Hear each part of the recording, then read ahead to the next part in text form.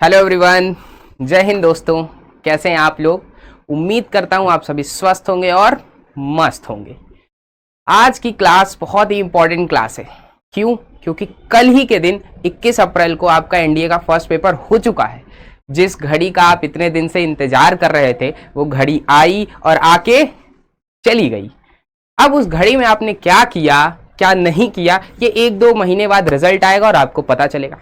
उसी का toughest paper की बात करूं या कह सकता हूं कि उन सब पेपर्स की बात करूं जो भी कल आए हुए थे आपके एनडीए के एग्जाम में, उन सारे पेपर्स का थोड़ा थोड़ा डिस्कशन करेंगे। यहाँ पे डिफिकल्टी लेवल जानेंगे कि पेपर किस लेवल पे आया, ट्रेंड क्या यूपीएससी सेट कर रहा है हमारे लिए और हमको आगे की प्रिपरेशन कैसे करनी है। जिनका सिलेक्शन इस बार हो रहा है, कॉन्ग्रेचुलेशंस मेरी तरफ से, पूरी टीम की तरफ से हमारी कॉन्ग्रेचुलेशंस टू यू। और जिनका सिलेक्शन नहीं हुआ, किसी कारणवश पढ़ाई में कमजोरी रह गई या आपने बहुत मेहनत की, आपका दिन अच्छा नहीं रहा, इस पर भी हम डिस्कशन करेंगे और बात करेंगे कि अब आगे क्या किया जाए। ठीक है, आइए शुरू करते हैं। सबसे पहले जो मेरा सब्जेक्ट है मैथ्स, उसी की बात करेंगे। और एनडीए के बच्चों के लिए कह सकते हैं एक बहुत ही घटिया सपने की तरह एनडीए का एग्जाम में मैथ्स का पेपर होता है। आइए उसी पेपर की बात करते हैं, उसकी डिफिकल्टी लेवल, एग्जाम पैटर्न सब डिस्कस करेंगे। एनडीए का इस बार का जो 2024 का पेपर आया था, उसको मैं अगर रेट करूं, that is above medium level. Medium से थोड़ा ऊपर लेवल पे था। क्वेश्चंस लेंदी थे, डायरेक्ट रिजल्ट्स पे नहीं लग सकते थे कि मतलब जुगाड़ से एनडीए नहीं निकलेगा, इतना समझ लो। एनडीए जुगाड़ से तो नहीं होगा, कोई ट्रिक से नहीं होगी। एनडीए होगा, सिलेक्शन होगा तो कॉन्सेप्ट पढ़ना पड़ेगा, एक्सरसाइज सॉल्व करनी पड़ेगी, क्वेश्चंस लगाने पड़ेंगे, पीवाईक्यू सॉल्व करने पड़ेंगे और अपने दिमाग को बढ़ाना पड़ेगा, मेंटल लेवल को बढ़ाना पड़ेगा। रट्टा मार छोड़ दो, ये एग्जाम यही बताता है। डिफिकल्टी लेवल सबसे पहले अगर डिस्कस करूं मैं आपसे, इस एग्जाम की डिफिकल्टी लेवल की बात कर रहा हूं।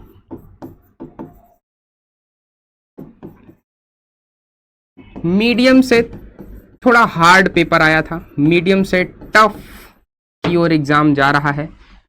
और ये टफ क्यों लग रहा है ये समझो। ये सिर्फ ये बात नहीं है कि ये एग्जाम टफ आ रहा है। अब क्या है, पहले बच्चे 600-700 स्कोर कर रहे थे 900 में, आज वही बच्चे 450 नहीं स्कोर कर पा रहे हैं। कारण समझिए, पहले डायरेक्टली वही पूछ लेता था जो आपके एग्जाम में दिया है, तो आप रट के जाते थे और लगा के चले आते थे। अब क्या हो गया है, अब एनडीए एग्जाम यूपीएससी वो बता रहा है उसको यूपीएससी क्यों कहते हैं। यूपीएससी इसीलिए कहते हैं क्योंकि उसको कोई प्रिडिक्ट नहीं कर पाता, है ना। यूनियन पब्लिक सर्विस कमीशन ये एग्जाम जो भी करा रहा है एनडीए, इस एग्जाम की बात करूं मैं, इसका पेपर मीडियम से टफ की ओर आया हुआ है। और इस पेपर में आपका अगर कॉन्सेप्ट क्लियर था, आपने बेसिक्स पढ़ के गए, आपको ये समझ में आ रहा है क्वाड्रेटिक इक्वेशन में क्या करना है या मैट्रिसेस में क्या करना है, तो उससे आप रिजल्ट्स खुद से डेवलप कर पा रहे थे अगर, तो आपने पेपर किया होगा अच्छे से। कुछ क्वेश्चन इजी भी आए थे, ऐसा नहीं कि पूरा पेपर टफ था, कुछ क्वेश्चंस बहुत आसान भी आए थे, कुछ थोड़े टफ थे। कुछ जैसे ट्रिग्नोमेट्री का पोर्शन की अगर बात करूं मैं, सिर्फ 11 क्वेश्चन ट्रिग्नोमेट्री से पूछा, पिछली बार के पेपर के पैटर्न में कम पूछा है, लेकिन वो 11 क्वेश्चन भी ऐसे थे कि आप 11 के 10 नहीं सॉल्व कर सकते थे 11 में। आराम से अगर आप करते पूरी ट्रिग्नोमेट्री, 6 से 7 सवाल 8 सवाल आप आराम से कर सकते थे। इसी तरह से सारे चैप्टर्स की बात करूं, और कोई भी एक चैप्टर पर्टिकुलर क्वेश्चन उसी चैप्टर से नहीं आया, हमेशा मिक्स करने का जो पैटर्न है ये सामने आया है कि एक ही चैप्टर के क्वेश्चन को दूसरे किसी चैप्टर के कॉन्सेप्ट से मिला दिया। तो आप जो आप सेक्शन में पढ़ लेते थे ना कि भाई मैं एपीजीपी पढ़ के गया, मेरा 8 सवाल हो जाएगा, 10 सवाल हो जाएगा, ऐसा नहीं होगा। आप उस एपीजीपी में भी वो कहीं ना कहीं आपको एक नया टॉपिक जोड़ के दे देगा, वो दे देगा परमुटेशन कॉम्बिनेशन जोड़ देगा, कुछ सीक्वेंसेस ऐसी जोड़ देंगे जो आपको नहीं पता है। तो इस तरीके से पैटर्न चेंज हो रहा है एग्जाम को, और अपने आप को आपको अपडेट करना पड़ेगा। ठीक है, तो एग्जाम का लेवल क्या था, that is medium to tough. ये बात तो सबको समझ में आ रही होगी। What is expected cut off, expected cut off क्या हो सकती है। अगर मैं पिछले साल के पेपर की बात करूं, 2023 के पेपर की बात करूं, जिसकी सेक्शनल कट ऑफ 20% गई थी, कितनी, मात्र 20%, यानी 60 नंबर कोई अगर 300 में पाया है मैथ्स के पेपर में, तो वो सेक्शनल कट ऑफ क्रॉस कर गया, अब वो मेरिट के लिए जीएस में स्कोर कर सकता था। इस बार भी उम्मीद यही है कि 20% ही कट ऑफ जाएगी। अगर यूपीएससी को ना आप लोगों को उड़ाना नहीं होगा कि सब भाग जाओ, तो इतना ही कट ऑफ आएगा, क्योंकि पेपर का जो लेवल था उससे कट ऑफ यही जाने की एक्सपेक्टेड कट ऑफ यही है आपका 60 marks out of 300। Number of questions आपने अगर 35 क्वेश्चंस आपने सही अटेम्प्ट किए हैं, 35 प्लस क्वेश्चंस आपके सही हैं, आपका ये कट ऑफ तो क्वालिफाई होने वाला है, इतना मान लीजिए। ये अच्छा स्कोर है, 35 प्लस 90 मार्क्स के आसपास आएगा आपका, अप्रोक्सीमेट 80-90 के आसपास आएगा अगर इतना क्वेश्चन सही है आपका तो। ठीक है, तो आप 35 प्लस भी किए, मतलब सोचिए 120 क्वेश्चन आपको सिर्फ कितने सही करने थे, 35 to 40 क्वेश्चंस। अगर जिसने इतना अच्छे से कर लिया है ना, उसका एनडीए का मैथ्स का कट ऑफ क्वालिफाई होने वाला है। वो जीएटी अगर अच्छा कर देगा, इंग्लिश अच्छा कर देगा, तो समझ लीजिए कि उसका इस बार हो जाना है। ये तो सेक्शनल कट ऑफ मैथ की हो गई। जीएस का भी पेपर इसी तरह से आया था, बहुत आसान नहीं था, बहुत टफ भी नहीं था, ऐसा नहीं था कि आप कुछ नहीं कर सकते थे पेपर में। फिजिक्स का पोर्शन अच्छा खासा आया था, फिजिक्स अच्छी लेवल की आई थी, 24 क्वेश्चंस आए थे फिजिक्स के। इसी तरह से केमिस्ट्री और बायो में 15 या 12 कुछ ऐसे ही क्वेश्चंस आए हुए थे। उसके बाद ज्योग्राफी और हिस्ट्री के अच्छे क्वेश्चंस आए थे, 20 and 15 आई थिंक 30-35 क्वेश्चंस आए थे ज्योग्राफी और हिस्ट्री से ही सिर्फ। उसके बाद 10 करंट अफेयर्स भी ऐसा नहीं ना कि हेडलाइन पढ़ के आए और हो जाएगा, ये समझो आप लोग। तो आपको डीप स्टडी करनी पड़ेगी, रिटन एग्जाम निकालने के लिए पढ़ना पड़ेगा, मेहनत करना पड़ेगा और उस लेवल पे पहुंचना पड़ेगा। ये इस एग्जाम के पैटर्न से मुझे अभी तक समझ में आ रहा है, और आप लोग जितना जल्दी समझ जाएं उतना अच्छा है। बच्चे मात कहां खा रहे हैं, वो अभी भी उसी स्ट्रेटेजी से चल रहे हैं जो आज से 3 साल पहले चल रहे थे, 4 साल पहले चल रहे थे। आए ये क्वेश्चन इस ट्रिक से हो गया, ये क्वेश्चन इस जुगाड़ से हो गया, सॉल्व कर लिया, खत्म। वो जुगाड़ हो सकता है 2-4 क्वेश्चन में लग जाए, बस उससे ज्यादा नहीं लगेगा। आगे आने वाले पेपर्स में हो सकता है वो भी ना लगे। तो अगर आपको जुगाड़ से पढ़ना है तब आप भूल जाइए, फिर एनडीए यूपीएससी भूल जाइए। रियलिटी बात बता रहा हूं, एकदम सत्य बात यही है कि आपको कॉन्सेप्ट्स पढ़ने पड़ेंगे, प्रैक्टिस करनी पड़ेगी। ऐसे बच्चे भी हैं, कल से मैंने बहुत एनालिसिस किया है पेपर का, मैं पेपर लेके बैठा, मैंने देखा कि बच्चा कहां गलती कर सकता है और कहां सुधार हो सकता है, और हम लोगों को भी क्या चेंज लाने की आवश्यकता है, इस पैटर्न से हमें क्या सीखने की आवश्यकता है। अब हमें जो ट्रेडिशनल मेथड्स था, जब हम कॉम्प्लेक्स नंबर पढ़ा रहे थे तो सिर्फ कॉम्प्लेक्स नंबर की बात कर रहे थे, उस मेथड को बदलना पड़ेगा। Now we have to change. अगर हम कॉम्प्लेक्स नंबर पढ़ा रहे हैं तो हमें उसमें और भी चीजें जोड़नी पड़ेंगी कि कॉम्प्लेक्स नंबर के रूट्स कैसे आ रहे हैं, उस पर बात करनी पड़ेगी। फिर वो रूट्स किस और चैप्टर से जोड़ा जा सकता है। इस तरह से जब इस डायमेंशन में हम पढ़ना चालू करेंगे, तब जाके हमको पेपर ऐसा लगेगा कि आसान है पेपर। बहुत टफ तो नहीं कहूंगा, लेकिन मीडियम लेवल पेपर था, अच्छा पेपर था, और मुझे पेपर देख के सच में खुशी हुई। क्यों खुशी हुई? क्योंकि मुझे लगा कि जिन बच्चों ने सच में मेहनत की है उनको रिजल्ट इस बार मिलेगा, पक्का मिलेगा रिजल्ट। अगर आपने ईमानदारी से पिछले 6 महीने 1 साल पढ़ाई की है, पक्का आपको अच्छा रिजल्ट मिलेगा एनडीए के पेपर में। आगे थोड़ा बात करते हैं, ये तो सेक्शनल कट ऑफ हो गई। अच्छा, जीएटी के कट ऑफ की बात करूं, ये भी 20% के अप्रोक्सीमेट ही जाएगा, इससे ज्यादा नहीं जाने वाला है। 20%, 25 हर बार जाता है, पिछली बार 20% गया, इस बार 25 की उम्मीद कम है, 20% की उम्मीद ज्यादा है। ठीक है, तो इसी तरह से कट ऑफ जाने वाली है, मतलब 120 मार्क्स शायद, 20% 120 मार्क्स आपको किस में करना है, जीएटी में करना है, और 60 मार्क्स ये सेक्शनल कट ऑफ की बात हो गई। लेकिन ओवरऑल कट ऑफ कितनी जाने वाली है? अप्रोक्सीमेटली ओवरऑल कट ऑफ 300 से तो ज्यादा नहीं जाएगी, 300 मार्क्स मैक्सिमम जो जा सकती है वो 300 मार्क्स, 300 से अबव नहीं जाएगी कट ऑफ। पिछली बार 292 गई थी, उम्मीद ऐसी लग रही कि इस बार भी 290 के आसपास रिवॉल्व करेगी कट ऑफ, इससे ज्यादा नहीं जाएगी। ठीक है, आपको मैं ये नहीं कहूंगा कि आपका पेपर कैसा हुआ है तो अब आप क्या करें, ये आप पे छोड़ रहा हूं मैं। ठीक है, लेकिन पेपर का एनालिसिस करना बहुत जरूरी है। आप आज जाके बैठिए, आराम से 2 घंटे बैठिए, कोई जल्दबाजी नहीं है। मैंने कल से देखा है बच्चे इतने हड़बड़ी में है, टीचर्स हड़बड़ी में है, वो चाह रहे हैं कि रातों रात कट ऑफ आ जाए, रातों रात सब कुछ हो जाए। Think about the paper. अगर आप बैठिए, ईमानदारी से बैठिए, क्या आप 120 क्वेश्चन एक पूरे दिन में सॉल्व कर सकते हैं? सिर्फ ईमानदारी से अपने बारे में सोचिए। और अगर आप ये सोच पा रहे हैं तो आराम से बैठिए, पेपर हो चुका है, आपका रिजल्ट अब आएगा ही, अब उसमें कुछ चेंज नहीं हो सकता है। तो एनालिसिस करिए कि मुझ में कहां कमी रह गई, पेपर में कहां गलती हुई। अगर इसको एनालिसिस कर पाते हैं आप, तो समझिए कि आपका नेक्स्ट एनडीए के लिए आप अच्छे से प्रिपेयर कर पाएंगे। और समझिए, इस एग्जाम पैटर्न को समझिए, बहुत अनिवार्य है। ठीक है, अभी मैं आपको सेक्शनल कट ऑफ बता चुका, ये सब बता, अभी आंसर की आपको बताता हूं, मैथ्स की आंसर की आपको प्रोवाइड कर दूंगा यहाँ पे। जिस भी क्वेश्चन में आपको अगर कहीं डाउट लगे कि सर इस क्वेश्चन में, आप कमेंट करके बता दीजिएगा।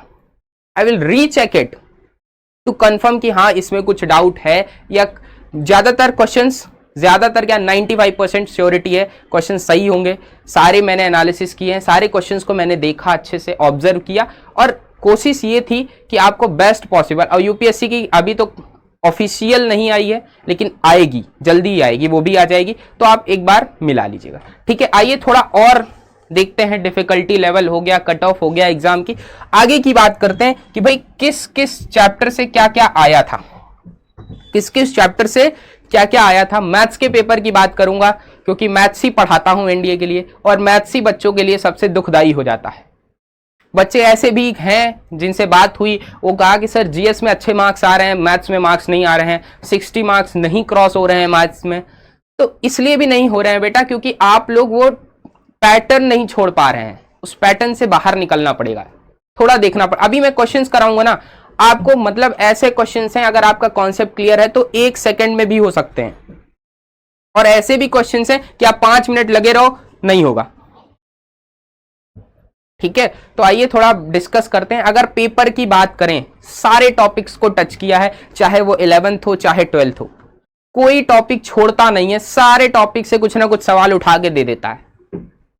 और यही यूपीएससी को खास बनाता है कि आप, जैसे अभी तक आप क्या करते थे, 4 चैप्टर पढ़ लिया, देखिए एपीजीपी पढ़ लिया, हमने पढ़ लिया डिफरेंशिएशन, इंटीग्रेशन, 2-4 चैप्टर आप पढ़ के चले गए, उससे आपका सिलेक्शन नहीं होगा। क्योंकि मान लीजिए अगर आप 4 चैप्टर पढ़ के गए, उससे 40 सवाल आ रहे हैं फॉर एग्जाम्पल, तो 40 आपसे वैसे ही नहीं होने। यूपीएससी का ये नियम है 50 से 60% क्वेश्चन बच्चे से होता है, 60%, ज्यादा मैक्सिमम 70% आप कर लोगे। ठीक है, कुछ पोर्शन बहुत आसान आया था और कुछ पोर्शन बहुत ही ज्यादा टफ आया था। बात करते हैं सबसे पहले अलजेब्रा पोर्शन की बात करते हैं। अलजेब्रा पोर्शन से मेरा मतलब है इसमें सेट आएगा, रिलेशन आएगा, फंक्शन आएगा।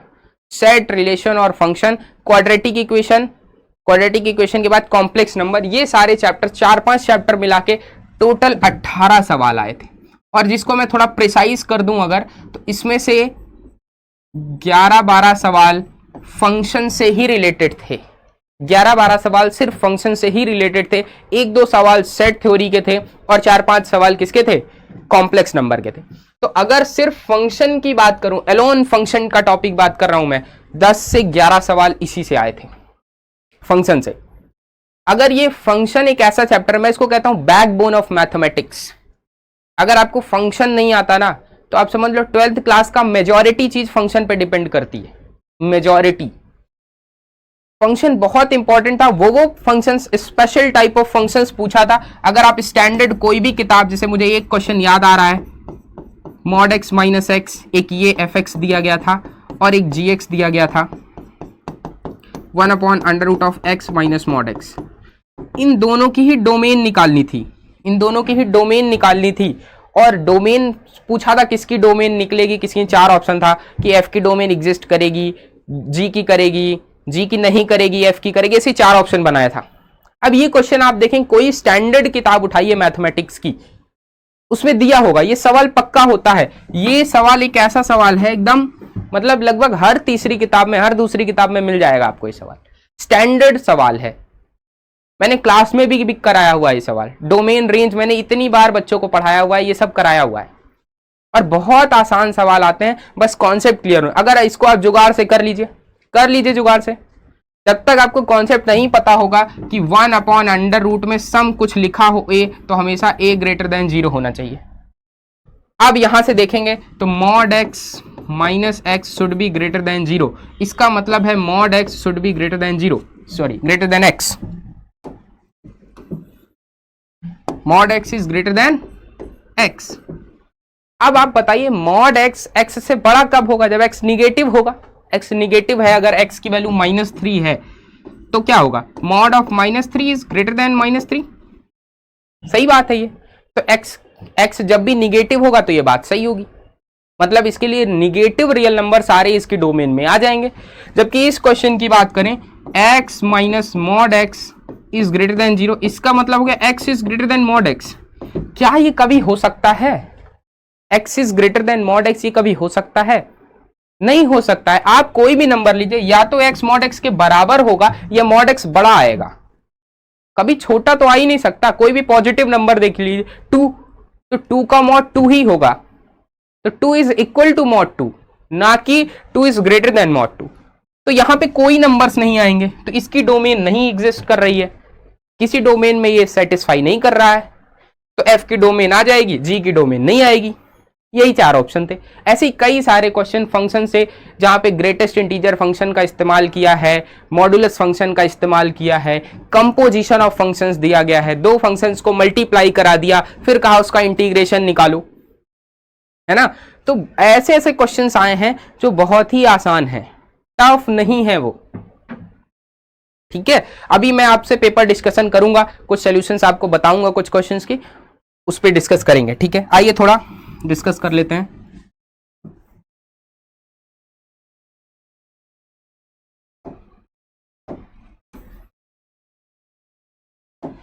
चलिए, तो ये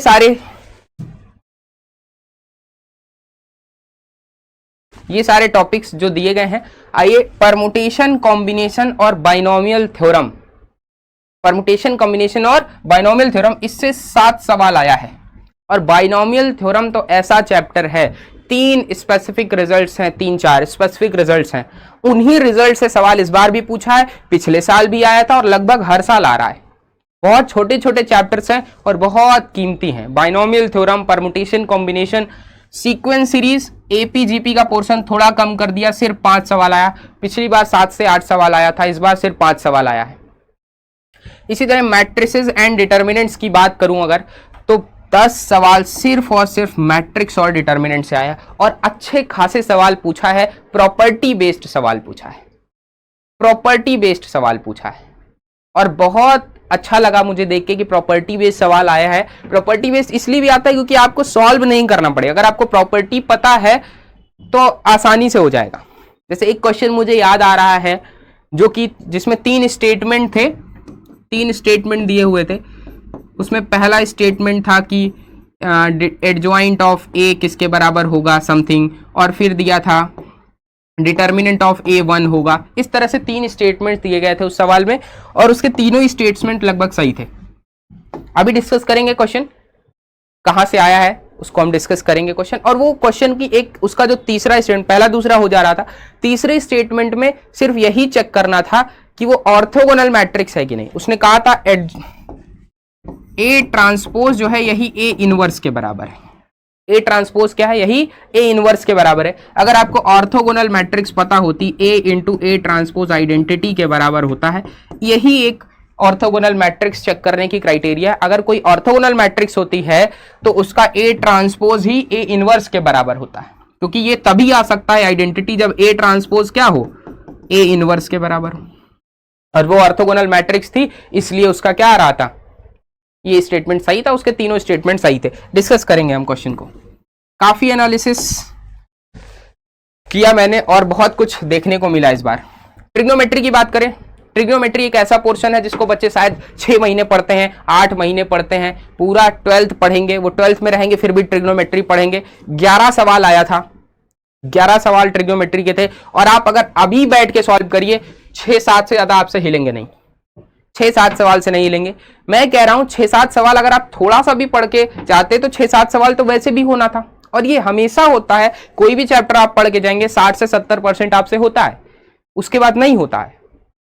तो 6 से 7 सवाल यहां भी आपसे हो गए होंगे, आसान ही थे। कुछ क्वेश्चन ऐसे थे जो लेंदी थे, टफ तो नहीं कहूंगा पर लेंदी थे, ठीक है। तो उन क्वेश्चंस को हम डिस्कस करेंगे, एक एक टॉपिक पे हम पूरा सीरीज लेके आएंगे। आपको जिस टॉपिक पे भी चाहिए कि सर ये टॉपिक पहले बता दीजिए, आप कमेंट करके वीडियो में बताइए सर इस टॉपिक पे हमको सोल्यूशन चाहिए। सारे वीडियोस हम आज आंसर की आपको दे देंगे, उसके बाद हमारी सीरीज शुरू होगी जहां पर हम डिस्कस करेंगे एक एक टॉपिक से जितने सवाल आए। जैसे अगर हम शुरू किया हमने अलजेब्रा, तो इससे जितने 18 सवाल आए हम सबको डिस्कस करेंगे, ठीक है। इसी तरह फिर मैट्रिक्स डिटरमिनेंट से 10 सवाल आए तो पूरा डिस्कस करेंगे।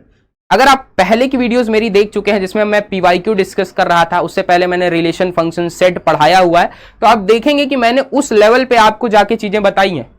जैसे ट्रांसफॉर्मेशन ऑफ फंक्शन पे मैंने वीडियो बना के रखा है मेरे यूट्यूब चैनल पे, प्लेलिस्ट में आप जाएंगे तो देखेंगे वहां पे ट्रांसफॉर्मेशन ऑफ फंक्शंस पे जो वीडियोस हैं उन पे जो मैंने ट्रांसफॉर्मेशन बताए उससे 2-3 क्वेश्चन ऐसे ही हो जाता। अगर आप ट्रांसफॉर्मेशन ऑफ फंक्शन पढ़ लेते तो ऐसे ही हो जाता बहुत आसानी से, ठीक है।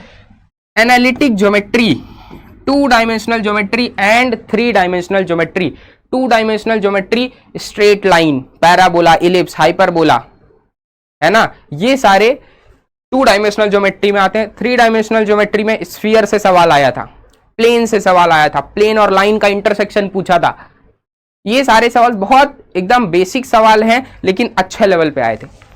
Differential calculus, integral calculus and differential equation, ये कैलकुलस का पोर्शन है, ये पूरा ही कैलकुलस का पोर्शन है। अब आप जरा देखिए कैलकुलस के पोर्शन मैं कहां से शुरू करता हूं, कहां तक आता है। Function, limit, continuity, differentiability, differentiation, application of derivative, integration, area, differential equation, ये सब मिला लीजिए जरा। 12 सवाल यहां से और यहां से 26 सवाल यहां से, प्लस 12 ये फंक्शन का, बताओ 38 क्वेश्चंस सिर्फ और सिर्फ कैलकुलस से आया है। 38 क्वेश्चंस कैलकुलस से आए हैं। अब आप सोच लीजिए ये 38 क्वेश्चंस कैलकुलस से आए हैं और एक कैलकुलस सच में आसान आई थी।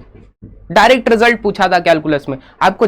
इस 38 में 30 क्वेश्चंस आपके होने चाहिए थे कैलकुलस से ही। क्यों होने चाहिए थे? क्योंकि ये डायरेक्ट रिजल्ट्स आए हैं। जिसने इंटीग्रेशन पढ़ रखा है ना उसके लिए डायरेक्ट आंसर आता है। एक ही सवाल मुझे याद आ रहा है, जैसे इंटीग्रेशन का 0 से π/2 पर a plus sine x upon 2a plus sine x plus cos x dx, ये इंटीग्रेशन से सवाल आया था, हमें निकालना था। किसी को एक बेसिक सा रिजल्ट याद होता कि fx upon fx plus f of a plus b minus x dx अगर होता है a से b पर, तो इसका आंसर डायरेक्टली आता है b माइनस a/2। ये मैंने क्लास में कई सारे क्वेश्चंस इस पे किए हैं, कई सारे क्वेश्चंस मैंने क्लास में डिस्कस किए हैं इस पे। और देखो ये क्या लिखा है, a प्लस साइन एक्स, और नीचे यही a को क्या लिख सकते, a प्लस a लिख देते बस, और कुछ नहीं था। सेम इसका आंसर कितना होगा, π/2/2, दिस इज π/4, π/4 इसका आंसर आ जाता। बहुत आसान सवाल था, एक लाइन में, जिसको ये रिजल्ट याद था एक लाइन में सवाल हो गया। लेंदी, कुछ क्वेश्चंस लेंदी थे पर बहुत सारे ऐसे क्वेश्चंस थे जो आप आसानी से कर सकते थे। ठीक है, चलिए आगे डिस्कस करते हैं थोड़ा। डिफरेंशियल कैलकुलस से 8 सवाल, यानी डिफरेंशिएशन वगैरह पूछा। इंटीग्रेशन, इस बार 14 क्वेश्चन इंटीग्रेशन से आए थे। हर बार ये कहते थे कि सर इनडेफिनिट इंटीग्रेशन से कुछ नहीं आ रहा है, इनडेफिनिट इंटीग्रेशन नहीं आता पेपर में, मैं क्यों पढ़ूं इतना लेंदी चैप्टर, इतनी प्रॉपर्टीज इतना क्यों करूं मैं, इतने टाइप के integration, 1 upon quadratic, 1 upon under root of quadratic, 1 upon linear into quadratic, 1 upon quadratic into under root quadratic, इतने टाइप के इंटीग्रल्स हैं, मैं कैसे करूं।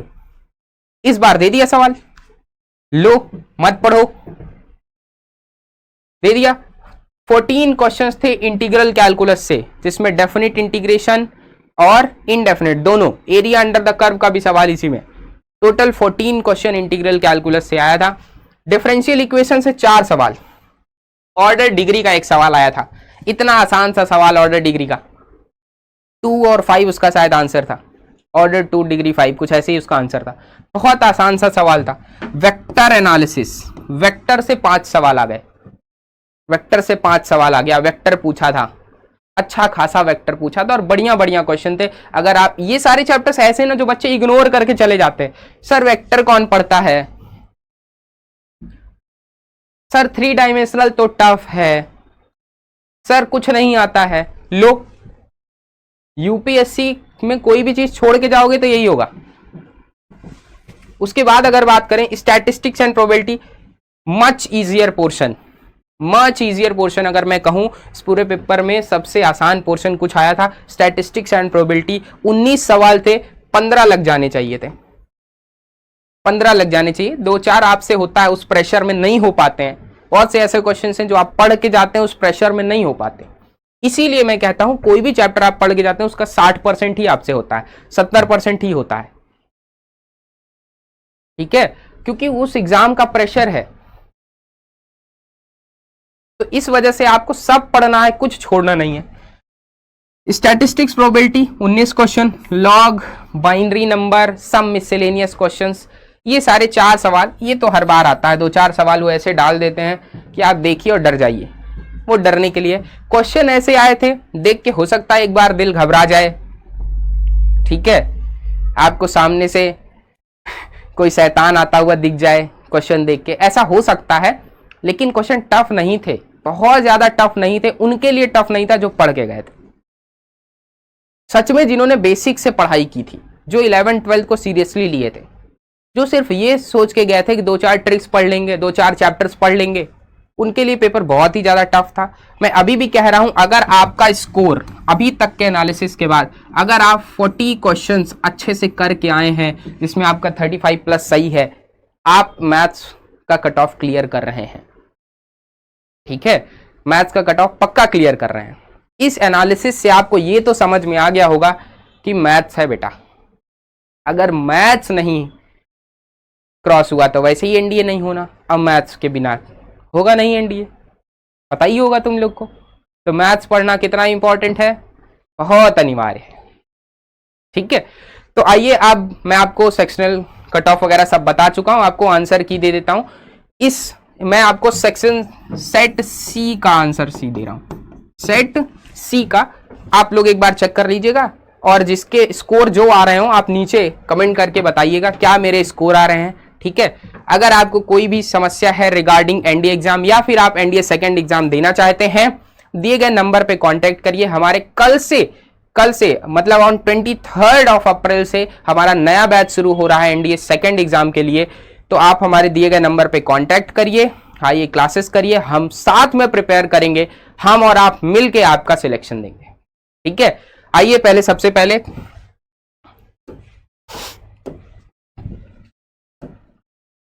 ये देखिए, ये आंसर की है आपके सामने,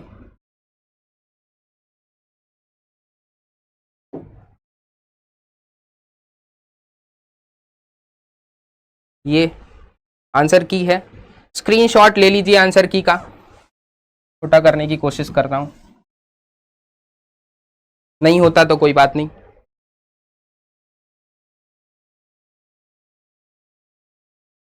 स्क्रीनशॉट ले लीजिए आप सब लोग इस आंसर की का, मैं कम्युनिटी पोस्ट करा दूंगा इस आंसर की, ठीक है। तो आप लोग आंसर की देख लीजिए, मिला लीजिए, अभी जो हो गया पेपर में हो गया, अगर आपका अटेम्प्ट बचा है then think for the next, ठीक है। और अगर आपको लग रहा है कि मेरा हो जाएगा, अगर आपको लग रहा है कि मेरा हो जाएगा, तो आप एसएसबी के लिए प्रिपेयर करिए और अच्छे से प्रिपेयर करिए ताकि आपका सिलेक्शन हो जाए, बार बार का झंझट खत्म हो, ठीक है।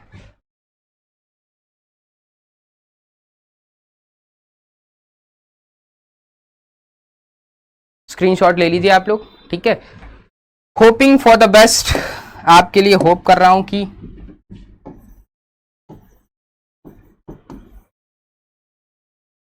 Best of luck.